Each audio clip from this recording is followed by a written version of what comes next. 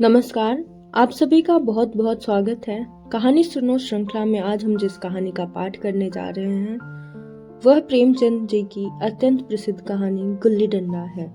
चलिए सुनते हैं। हमारे अंग्रेजीदां दोस्त माने या ना माने, मैं तो यही कहूँगा कि गुल्ली डंडा सब खेलों का राजा है। अब भी कभी लड़कों को गुल्ली डंडा खेलते देखता हूँ तो जी लोटपोट हो जाता है कि इनके साथ जाकर खेलने लगूं। न लॉन की जरूरत है, न कोर्ट की, न नेट की, न थापी की।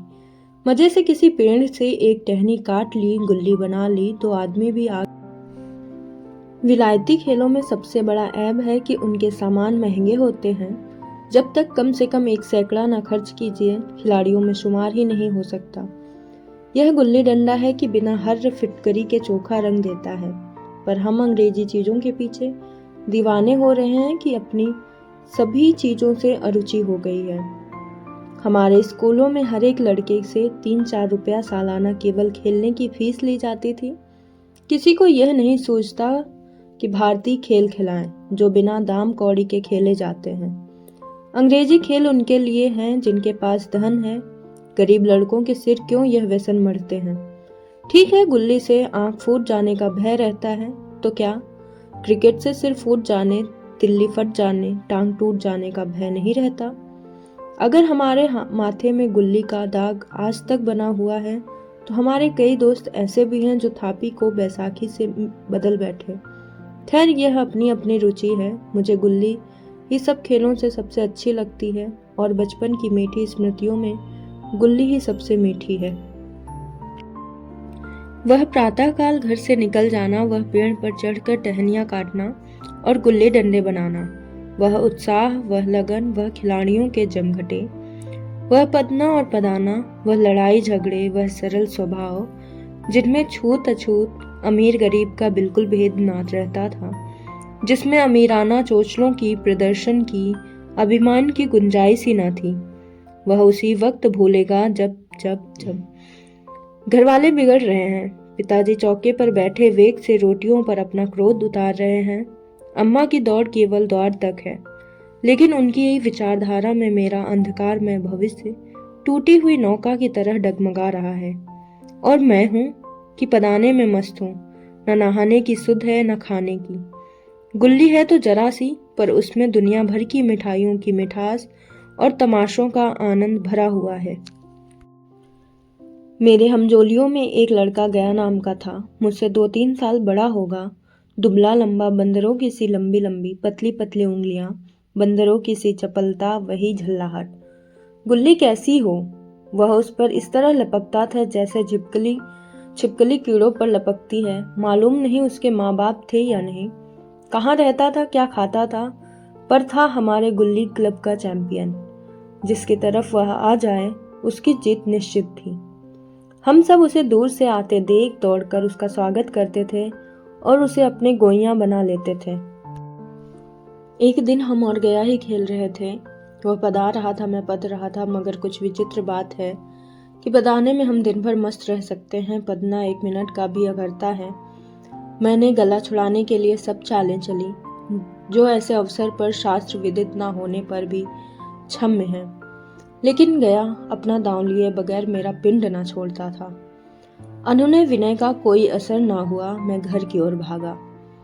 गया ने मुझे दौड़कर पकड़ लिया और डंडा तानकर बोला, मेरा दांव देकर जाओ।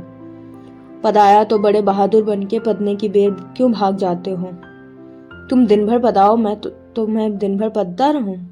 हाँ, तुम्हें दिन भर पदना पड़ेगा। न खाने जाऊं न पीने जाऊं। हाँ, मेरा दांव दिए बिना कहीं नहीं जा सकते। मैं तुम्हारा गुलाम हूं। हाँ, मेरे गुलाम हो। मैं घर जाता हूं, देखो मेरा क्या कर लेते हो। घर कैसे जाओगे, कोई दिल लगी है। दांव दिया है, दांव लेंगे। अच्छा, कल मैंने तुम्हें अमरूद खिलाया था, वह लौटा दो। वह तो मेरे पेट में चला गया। निकालो पेट से, तुमने क्यों खाया मेरा अमरूद। अमरूद तुमने दिया था तब मैंने खाया, तुमसे मांगने ना गया था। जब तक मेरा अमरूद ना दोगे मैं दांव ना दूंगा। मैं समझता था न्याय मेरी ओर है। आखिर मैंने किसी स्वार्थ से ही उसे अमरूद खिलाया होगा। कौन निस्वार्थ किसी के साथ सलूक करता है। भिक्षा तक तो स्वार्थ के लिए ही देते हैं। जब गया ने अमरूद खाया तो फिर उसे मुझसे दांव लेने का क्या अधिकार है। रिश्वत देकर तो लोग खून पचा जाते हैं, यह मेरा अमरूद यूं ही हजम कर जाएगा। अमरूद पैसे के 5 वाले थे जो गया के पाप को भी नसीब ना होंगे। यह सरासर अन्याय था। गया ने मुझे अपनी ओर खींचते हुए कहा, मेरा दांव देकर जाओ, अमरूद समरूद मैं नहीं जानता। मुझे न्याय का बल था, वह अन्याय पर डटा हुआ था। मैं हाथ छुड़ाकर भागना चाहता था, वह मुझे जाने ना देता था। मैंने गाली दी, उसने उससे कड़ी गाली दी, और गाली नहीं 2-1 चांटा जमा दिया। मैंने उसे दांत काट लिया, उसने मेरी पीठ पर डंडा जमा दिया। मैं रोने लगा। गया मेरे इस अस्त्र का मुकाबला ना कर सका, भागा। मैंने तुरंत आंसू पोंछ डाले, डंडे की चोट भूल गया और हंसता हुआ घर पहुंचा। मैं थानेदार का लड़का एक नीच जात के लौंडे के हाथों पिट गया। यह मुझे उस समय भी अपमानजनक मालूम हुआ। घर में किसी से शिकायत ना की। उन्हीं दिनों पिताजी का वहां से तबादला हो गया। नई दुनिया देखने की खुशी में ऐसा फूला था कि अपने हमजोलियों से बिछड़ जाने का बिल्कुल दुख ना हुआ। पिताजी दुखी थे। यह बड़ी आमदनी की जगह थी। अम्मा जी भी दुखी थी। यहाँ सब चीजें सस्ती थी और मोहल्ले की स्त्रियों से घराव सा हो गया था। लेकिन मैं मारे खुशी से फूला ना समाता था। लड़कों से जीट उठा रहा था। वहाँ ऐसे घर थोड़ी ही होते हैं। ऐसे ऐसे ऊंचे घर हैं कि आसमां से बातें करते हैं।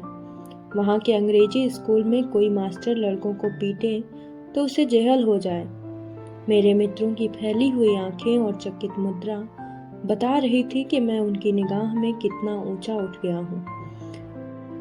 बच्चों में मिथ्या को सत्य बना लेने की वह शक्ति है जिसे हम जो सत्य को मिथ्या बना लेते हैं क्या समझेंगे। उन बेचारों को मुझसे कितनी स्पर्धा हो रही थी।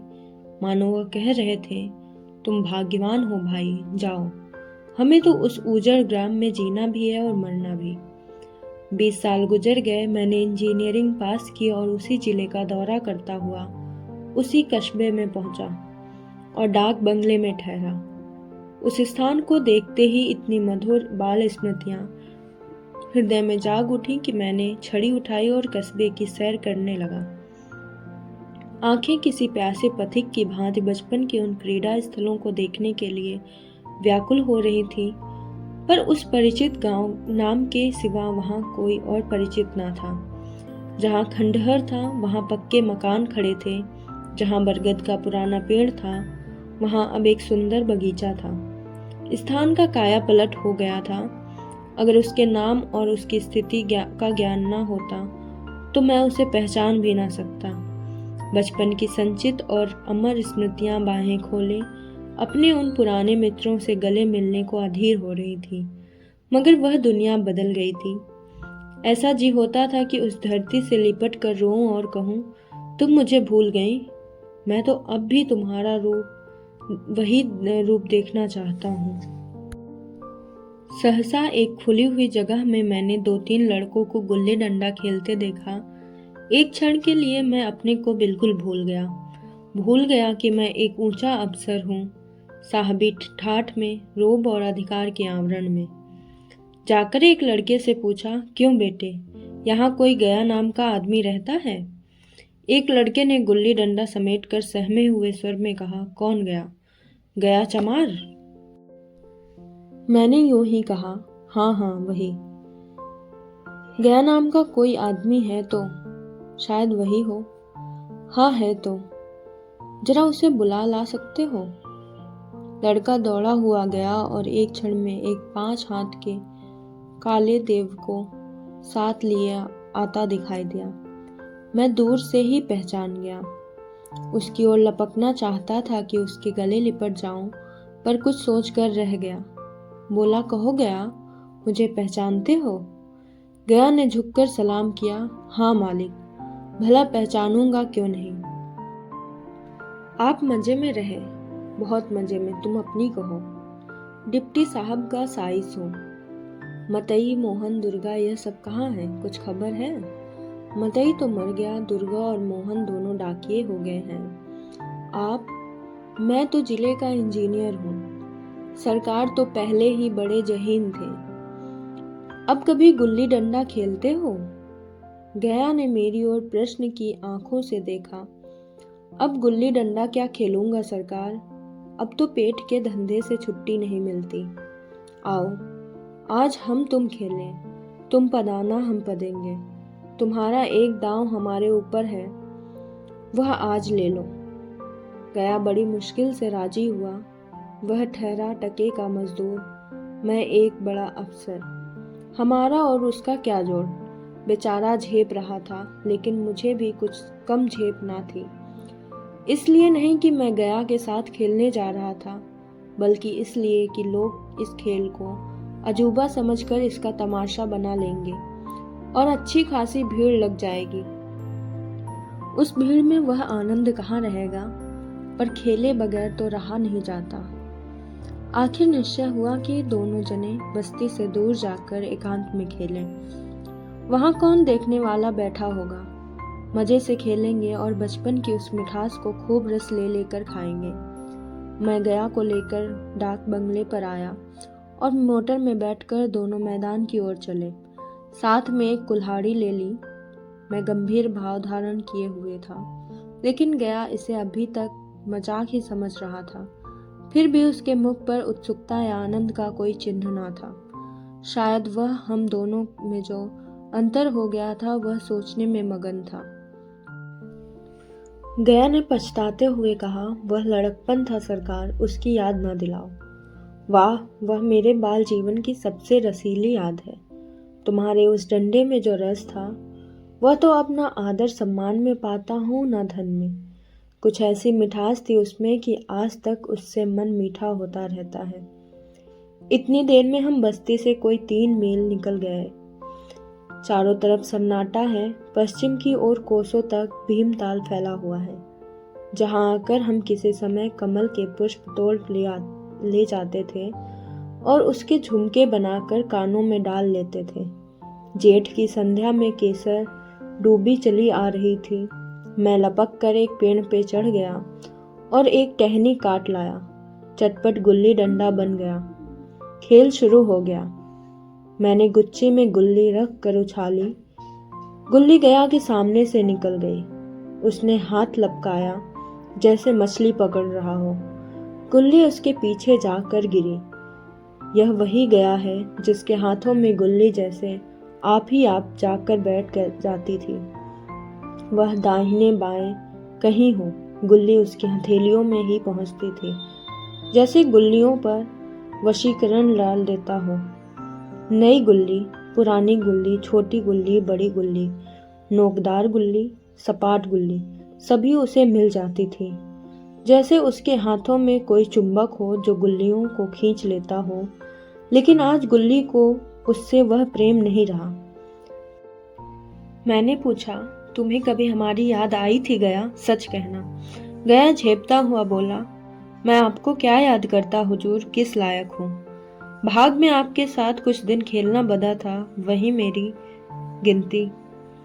मैंने कुछ उदास होकर कहा, लेकिन मुझे तो बराबर तुम्हारी याद आती थी। तुम्हारा वह डंडा जो तुमने तान कर जमाया था, याद है ना? फिर तो मैंने पदाना शुरू किया। मैं तरह तरह की धांधलियां कर रहा था। अभ्यास की कसर बेईमानी से पूरी कर रहा था। कुछ जाने पर भी डंडा खेले जाता था। हालांकि शास्त्र के अनुसार गया की बारी आनी चाहिए थी।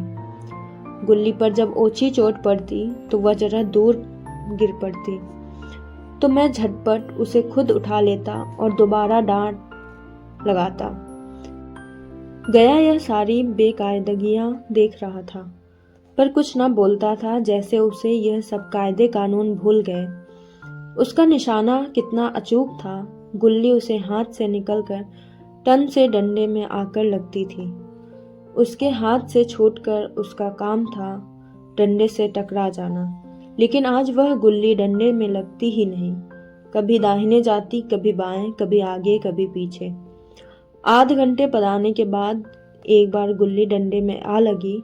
मैंने धांधली की, गुल्ली डंडे में नहीं लगी। बिल्कुल पास से गई, लेकिन लगी नहीं।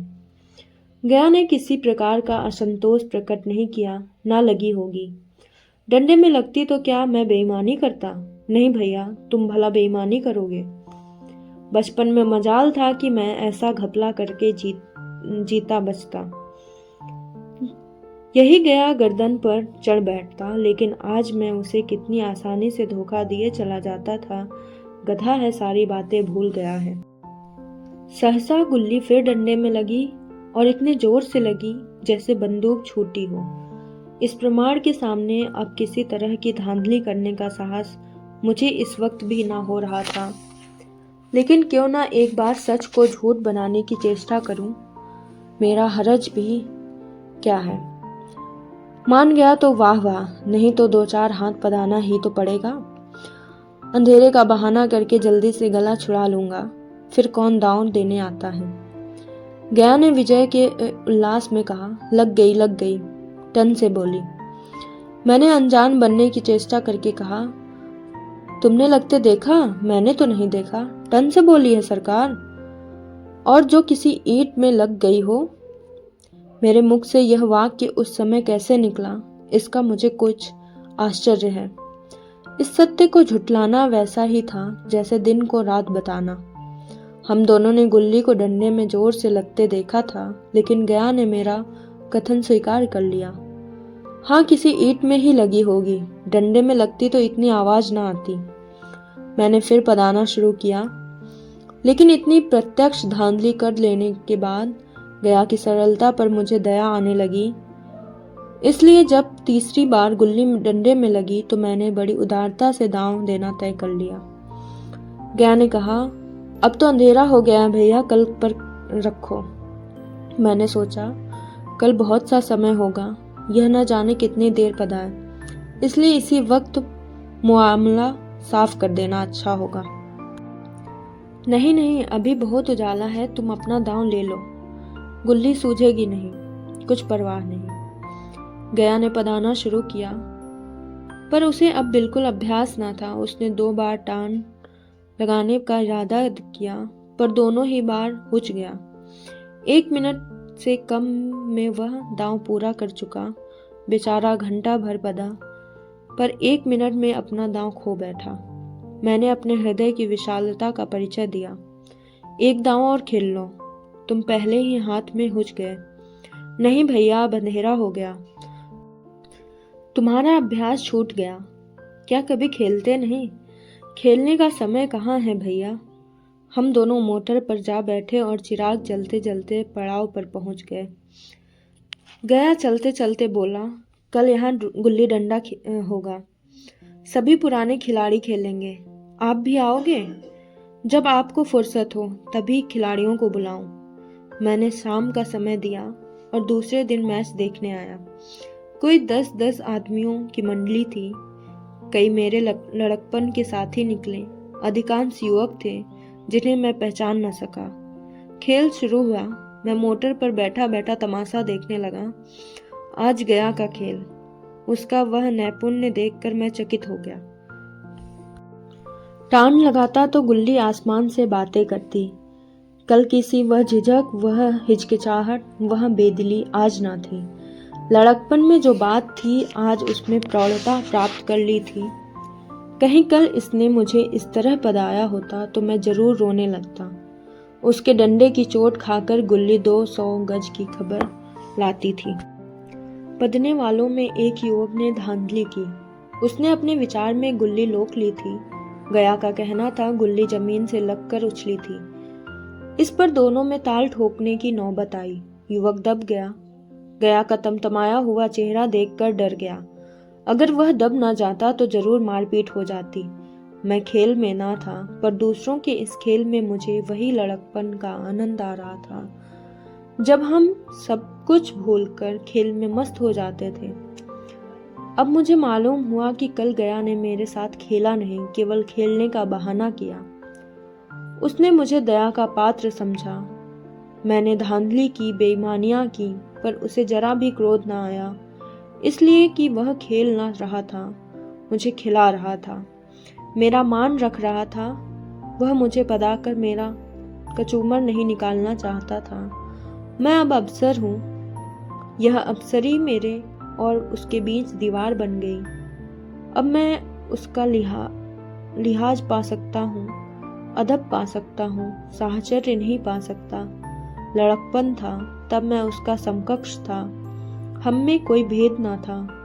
यह पद पाकर अब मैं केवल उसकी दया के योग्य हूँ। वह मुझे अपना जोड़ नहीं समझता, वह बड़ा हो गया।